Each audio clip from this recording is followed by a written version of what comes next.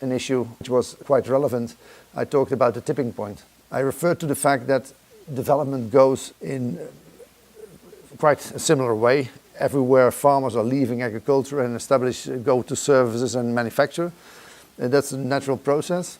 But in the Netherlands it was done from small entities in villages who grow into big corporations, cooperatives working on a world scale, $12 billion turnovers.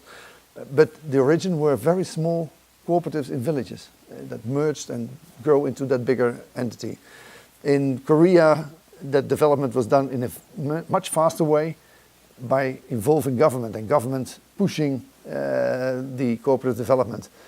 But still, they had a movement behind, which was the Simul movement, which enhanced, it fostered the self-esteem of farmers in a way that they also started to invest in their own activities, and they started to bring their labor together to build factories and schools.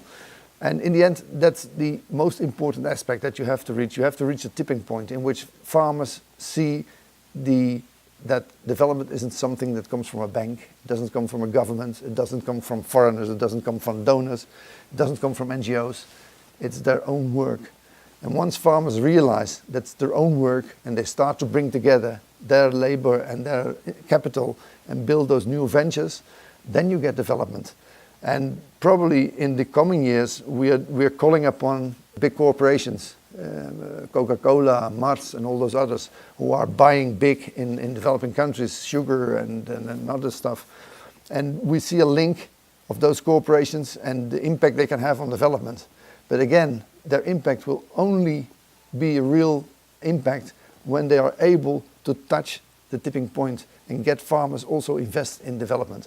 And in some way that is something that seems to be forgotten. Some of the big corporations think they can make islands of progress where they reinvent and do the things in a mini world like the NGOs sometimes are doing. They should really link with people. And that's the message of the bank, and that's the message that should come out of this event.